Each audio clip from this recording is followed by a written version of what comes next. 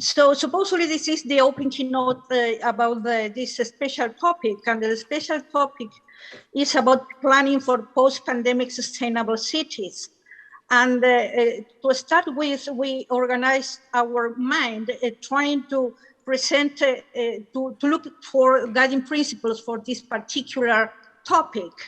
And at that moment, 2 or 3 years, months ago, we start thinking about where are the framework, the theoretical framework for this presentation. And we take the UN definition for about sustainability and the Sustainable Development Goals as one great field. And also we went to the UN Leipzig Charter concept of sustainability that is giving us the three pillars of this new way of thinking. It's not a new way, it's maybe a different or more concrete way of thinking about the productive, green, and just city. And this is a very well-known publication from the UN with the aim of giving some guidance about what will be in the future. And it was produced at the very beginning of the COVID pandemic. So in a certain way, it is taking the information about how it will be the urban future in Europe. From this point, we start thinking about what happened in the pre-pandemic, which are the dimensions working on this pre-pandemic situation. And this is what we produce. I mean, the strong weight of the market in societies, and also in parallel, the great concern about climate change that is at the same time is running these two dimensions. And also for the cities being productive, green, and just. The weight of these three pillars are completely different in the pre-pandemic situation, giving more strength to the productive situation, economic, of course, and a certain idea about green and just. Maybe that's why the size of the letters are different, to say that this situation is completely unbalanced. And also we put something different, mark something about the political apparatus, the political situation, the political and administrative structure that is pushing all this situation, productive, green, and just dimension in cities. And in this slide show the not so important ways of the political dimension in this pre-pandemic situation. It was a sort of hidden situation in terms of cities and in terms of the three pillars of sustainable cities. The situation changed radically during the pandemic because health appeared as the first row interest, followed by the economy. And the problem of the climate change was really set aside for the moment because the situation was that one. And also how the political, let's say, structure dimension appears very in a very strong way to sustain the situation in terms of health and particular economy, to sustain the societies in general. So no productive, no green, no just cities. It was a really hard situation in terms of planning or at least of city management. This is our question. What happened in post-pandemic? What is happening now? And what is going to happen in the near future? And which are the lessons or the trends to be taken into account for the new vision of the new scenarios for the possible, maybe, scenarios for the future? Because there's no only one. There are a lot of possibilities for this future that nobody knows what's going to be. And again, this is our structure. Climate change important because now we are living in a very particular situation in terms of the climate crisis. So climate change starts again with a very strong situation. You all know in Europe and the rest of the world the crisis in terms of climate, and also in terms of economy. So now these are the two dimensions to be taken into account, and also what happened in society in general terms, of course. Seems to be that the situation is tending to change our way of thinking in terms of cities or in terms of the future, urban future, in which the political dimension seems to be critical, very important to push ahead this green, productive, co-productive, and just city.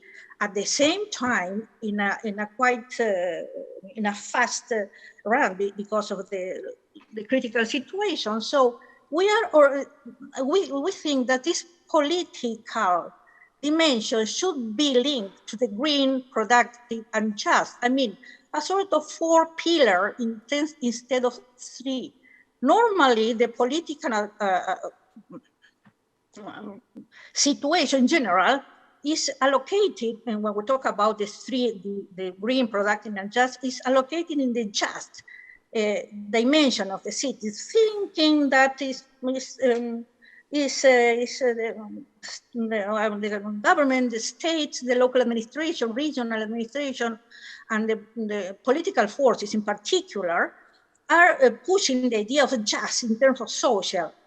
And when we were discussing this, that we were thinking that something is missing in this idea of the 3-pillar, and it's important to have a look to the political, the political structure, this pushing this ahead, this idea of social, sustainable cities. Without this particular situation, not only the administrative structure in the local government, but also the play in between the different political discourse from the different spectrum in any society is absolutely important. It's crucial to understand how to get a planning as a technical situation and a planning as a political understanding of what is needed for cities and societies, of course. This is the point we started with. And for that, we organized a sort of, we discovered, but it is written in the paper, of course, about the different ideologies, the situation in economy, and the North-South divide, and in unequal societies, that all these things are playing, producing a sort of dysfunction in cities we all well known about that. So in front of this pre-pandemic dysfunction, of course, the pandemic amplified this dysfunction in cities with economic polarization, isolation and fragmentation, social and spatial segregation, with a lot of problems that are, there are more poverty, mental illnesses, and displacement of people, all that.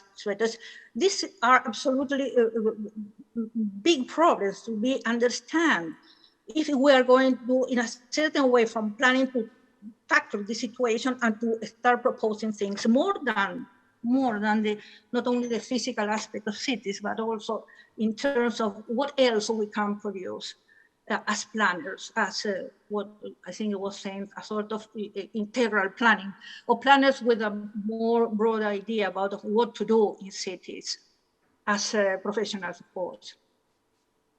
The pandemic gave us a lot of opportunities. For example, this home working, the idea of social distances, the active mobility, and digitalization is, of course, at the forefront of our activities. We have to be digitalized, no matter the problem that was presented in previous presentation today.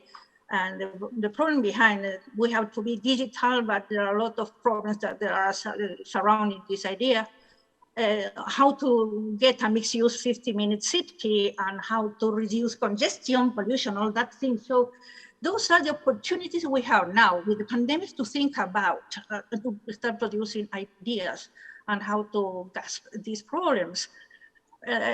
More opportunity, what happened in terms of online working. We are working online at this moment, the flexible use of space, how to deal with the active mobility, to get smarter cities, sustainable cities, climate neutral cities. So they are words, they are concepts, how to put a step and start walking in this direction to get all these things together. Smart, sustainable, and climate neutral cities. A lot of work to do. and this is part of our professional activities in the near future. That is our contribution, supposedly, after this special topic. How can post-pandemic planning contribute to this? We don't know. We'll start thinking on that. And I think this work is absolutely important to think about what are going to, because nothing is similar to 2 or 3 or 4 years ago. Now everything is new. So we are facing a new way of thinking and acting. So important, and how to see the world in with different eyes.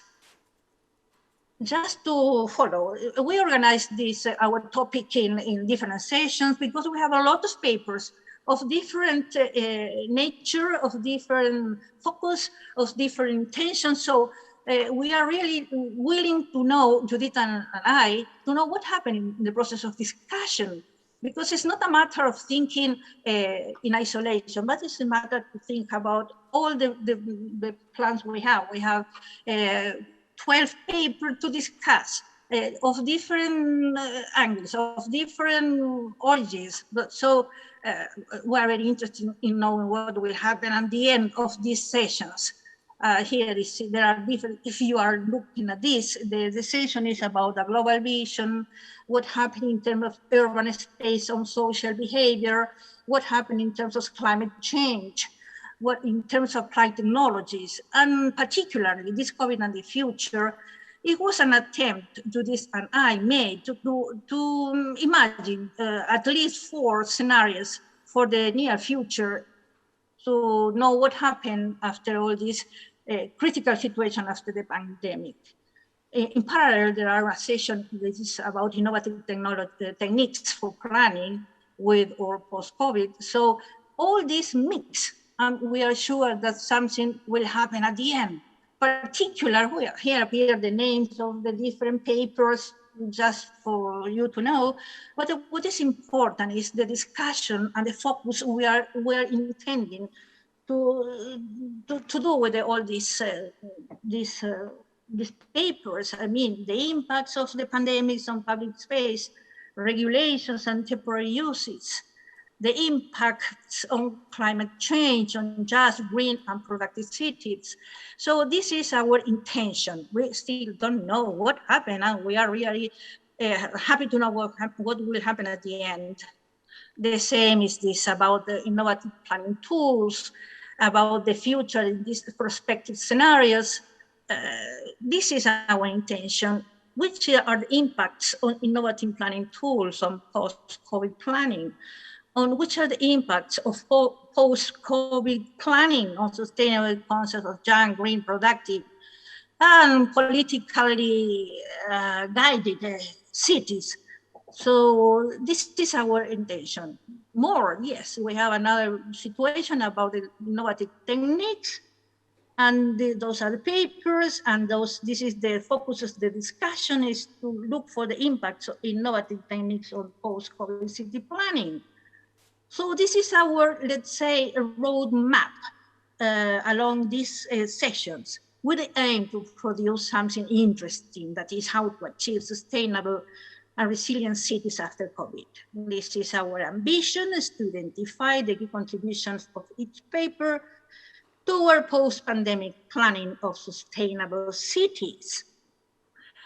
And this is our roadmap. This is how we are going to work, trying to link all this, because now this is a scheme that they are separating what is just, green, productive, and the so-called democratic city. And we're trying to combine all the 3 and plus 4. This 4 pillar is very important. The idea of the government, how they can exactly produce, invest, mobilize, change policies, how to do exactly what they want to do. This is very difficult at this moment. The experience shows, not only in London, but also in Madrid, the situation gives us an opportunity to think about this 4th pillar. That is how it's going to continue after this crisis. This is our message. What are just, green, productive city after COVID? And with what governance, that is more than government, governance, and how will planning contribute to it? And this is all for my part. Hopefully, I did my best. Hopefully, it was understandable for you. And that's all. Thank you very much.